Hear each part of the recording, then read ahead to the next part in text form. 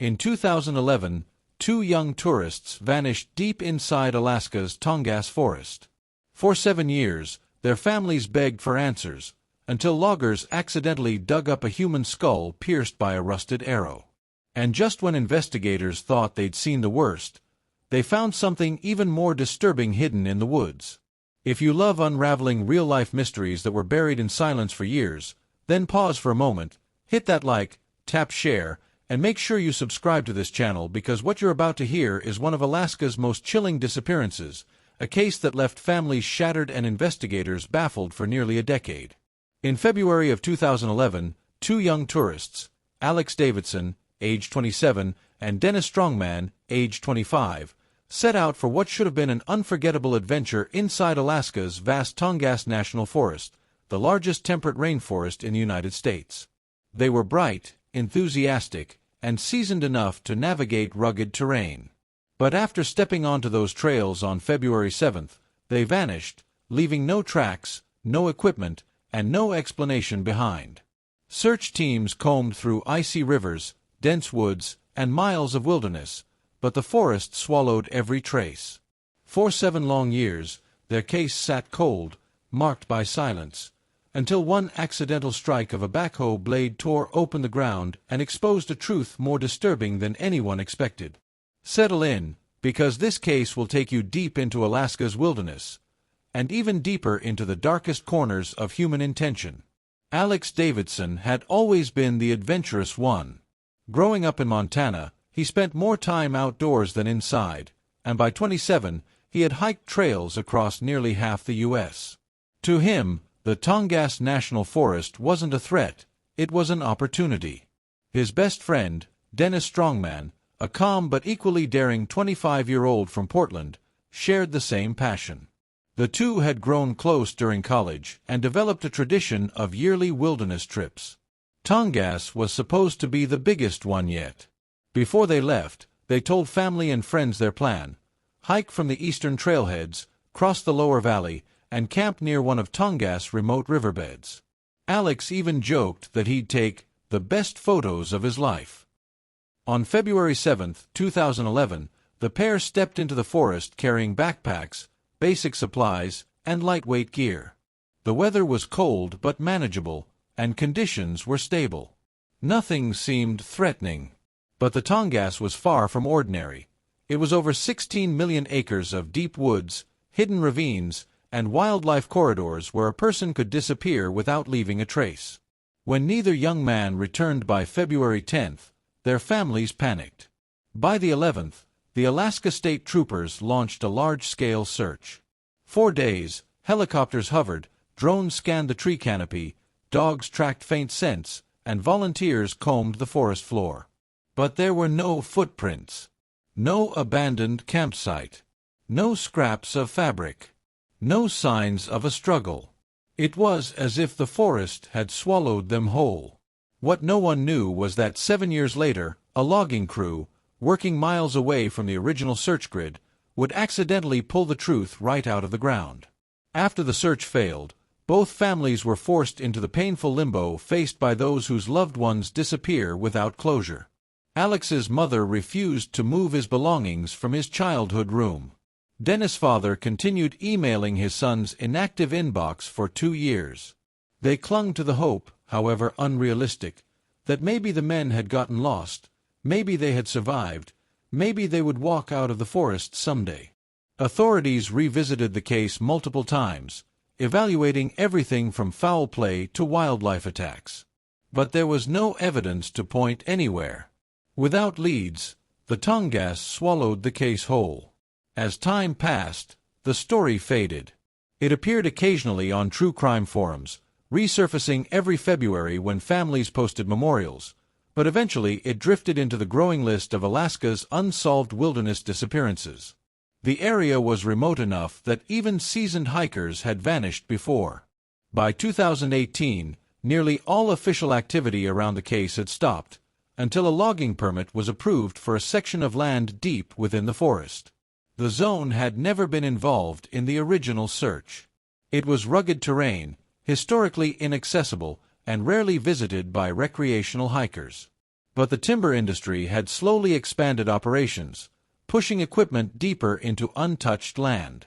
On a cloudy morning in August 2018, a logging crew set up machinery for a routine excavation. Gary Palmer, a heavy equipment operator with 22 years of experience, manned the backhoe. The job was standard: clear topsoil, remove debris, prep the area for logging. Nothing unusual. But the forest had been hiding something beneath that soil, something Gary's machine would hit with a metallic thud that froze him in place. What he found would not only reopen a cold case, it would expose a chilling truth about what happened to Alex and Denis inside the Tongass. The morning had been uneventful when Gary Palmer felt the jolt. Backhoes hit stubborn rocks all the time, especially in older logging zones, so he wasn't alarmed. But something about this impact felt strange. It wasn't the gravelly grind of stone, it was a hollow, brittle vibration that traveled up the machine's arm. Gary shut off the engine and climbed down, expecting to remove an old tree root or a buried piece of equipment. He walked to the trench, crouched down, and brushed aside loose, dark soil. He froze. A curved white surface poked through the wet dirt. Smooth, rounded, and unmistakably human. A skull! Oh my God! He muttered, stumbling back. He didn't panic easily, but this was different. The sight of a human skull wasn't entirely shocking. Loggers occasionally uncovered remains from old settlements, but what caught Gary's eye next sent a cold rush through his chest. An object protruded from the back of the skull. Not roots. Not broken wood. A rusted metal arrow, lodged deep through the bone. He radioed his supervisor immediately. "We found remains," Gary said, voice unsteady. "And it looks like a homicide." Law enforcement arrived quickly. Detectives carefully excavated the skull, noting its depth, 13 inches below the surface, layered under compact clay and dense organic debris. The bone was discolored, stained dark brown, with thin root fibers threading through the eye sockets. But the arrow was something else entirely. It had entered at a downward angle from the back of the head, exited just above the right eye socket, and remained embedded in the skull, its triangular broadhead. Unmistakable. Despite the rust, investigators immediately recognized the shape. This wasn't a modern hunting arrow. It was older, possibly decades old, crafted in a style rarely used anymore. The question wasn't just who the skull belonged to. It was, who was using a weapon like this in 2011, and why? Investigators had no time to dwell, because hours later, search teams made a second, more disturbing discovery deeper in the forest. Once the skull was found, investigators expanded their search grid. The logging crew paused all operations, giving full access to forensic teams and cadaver dogs. For nearly 6 hours, the forest remained eerily quiet as experts in protective gear sifted through soil. It was late afternoon when a cadaver dog alerted. 200 yards away, in a densely wooded pocket that looked untouched by humans for years, they found something horrific, a skeleton tied upright to a tree trunk. Or what remained of one. The body was long decomposed, little more than bones held together by remnants of clothing and weathered rope. But the clothes were still identifiable. A faded blue jacket. Hiking boots. A backpack strap still hooked around one shoulder. Detectives immediately matched it to missing person photos. It was Denis Strongman. His remains were bound, wrists tied behind his back with rope that had frayed but not fully disintegrated. The position of the body, seated against the tree, arms restrained, suggested captivity. The scene was gruesome, unnatural, and unlike any known wildlife attack or survival scenario. Someone had tied him there. Someone had left him to die. The discovery also raised a grim question. If this was Denis, was the skull with the arrow Alex? Within 2 hours, forensic specialists confirmed it. The skull belonged to Alex Davidson. He had been killed by a single arrow shot to the back of the head. Denis had been restrained and left to perish.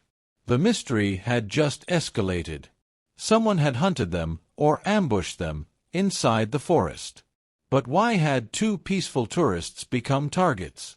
Who used old-style weaponry in modern Alaska? And what happened in those final moments of February 2011? Investigators now had bodies, but no suspect, no weapon, and no clear motive. Yet the evidence buried beneath the Tongass suggested the men hadn't simply gotten lost. They had crossed paths with someone dangerous. With the remains recovered, investigators pieced together the most likely sequence of events. Soil compression indicated both bodies had remained undisturbed since 2011. They started with the arrow.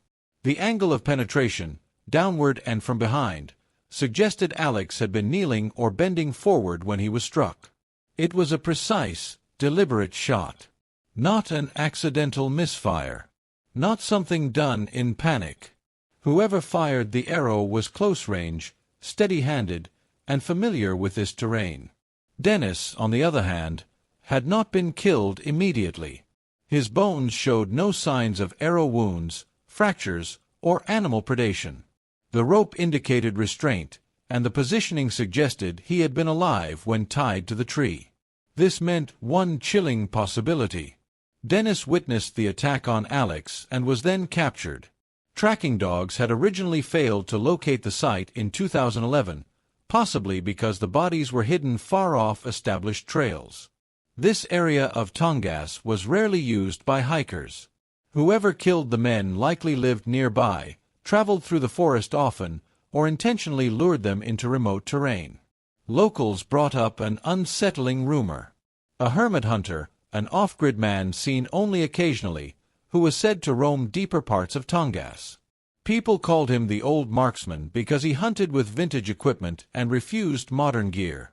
He was never identified, never photographed, never confirmed. But several hikers between 1998 and 2009 had reported seeing a bearded man carrying an old-fashioned bow with handmade arrows. Those sightings stopped abruptly around 2010. Did Alex and Denis wander into his territory? Or had he stalked them deliberately? Nothing about the scene ruled the theory out. Investigators now believed the two tourists encountered someone who viewed the forest as his domain, someone who saw them as intruders. But without more evidence, it remained a theory. Then forensic teams uncovered something in the soil next to Denis' skeleton, something that hinted the truth might be even darker. The excavation around Denis Strongman's skeletal remains grew more meticulous with every passing hour. Investigators knew that cases left to the wilderness rarely offered second chances. Every scrap of metal, every fiber, every soil sample mattered. And on that quiet August morning, as experts sifted through the decayed forest floor, a glint beneath the dirt caught the attention of a forensic technician. At first glance, it looked like just another piece of rusted debris. But as he brushed away layers of soil, the shape became clear, triangular, sharpened, hand-forged. An arrowhead. Not modern. Not store-bought. Handmade. It matched the same shape, age, and corrosion pattern as the arrow embedded in Alex Davidson's skull. But this one was broken. The fracture suggested the arrow had been fired and had struck something hard, likely the tree or a nearby stone, before snapping. Its presence near Denis indicated that he had been shot at first but had managed to evade the direct hit. This changed everything. It suggested the killer tried to shoot Denis first. He missed. He then captured him. The forest suddenly felt smaller, more suffocating. Nearby soil samples indicated trampling, prints long erased by years of weather but enough to show movement, a struggle, dragging marks. Denis hadn't gone willingly. And then came the next discovery. A faint footpath, nearly consumed by moss and ferns, stretched from Denis' death site toward a dark, overgrown patch far deeper inside the Tongass. Investigators followed the trail carefully until they reached a dilapidated hunting cabin. It was leaning, half-collapsed, swallowed by vines and rot. Inside, they found the relics of a primitive life: rusted traps, hand-carved arrow shafts, dried strips of animal hide, and the remnants of an extinguished fire pit. Everything was aged, weather-worn, indistinguishable by date, but unmistakably consistent with someone who lived off-grid. The cabin smelled old, stale wood, cold earth, forgotten years. The hermit stories. The rumors from hikers. The sightings of a bearded man with a vintage bow. It all clicked together. Investigators realized with growing dread that Alex and Denis had likely encountered a hidden woodsman, someone who rejected society entirely and built his world inside the Tongass. A person who believed in a territory protected by violence and armed with outdated but deadly weapons. But the biggest question was the same one that haunted the families. Where was he now? The revelations from the excavation hit the investigators with force. The cabin, the handcrafted arrows, the broken broadhead, the precision of the kill, everything formed a clear pattern, but no definitive identity. Alaska State Troopers interviewed every local who had ever mentioned a reclusive woodsman. The stories were scattered, whispered in hunting bars and logging camps. A man who lived in the deep woods since the 1980s. A hermit who avoided roads. Someone who collected scrap metal to forge tools. Occasionally seen carrying a longbow with feathered arrows. No one knew his name. No one knew where he slept. No one knew if he was alive, dead, or something in between. The FBI brought in wilderness survival experts who all reached the same conclusion. It's possible to live completely off-grid in Tongass for decades, one expert said. It is equally possible to die in the wilderness and never be found, said another. The cabin offered clues but no answers. It had not been used recently, at least not in the past 5 or 6 years. Weather patterns predicted it had been abandoned long before the loggers arrived. But during the early 2010s, around the time Alex and Denis vanished, someone had clearly lived there. Someone skilled. Someone armed. Someone territorial. The final autopsies confirmed everything investigators feared. Alex had died instantly from the arrow strike. Denis had survived for hours, possibly a full night, while tied to the tree. Exposure, shock, and dehydration had taken his life slowly. The brutality wasn't random. It wasn't accidental. It was deliberate. With no new evidence and no confirmed suspect, the case officially remained open but inactive. Every once in a while, hikers reported strange sounds or the feeling of being watched. A few claimed they found old tracks that didn't look like bear or moose.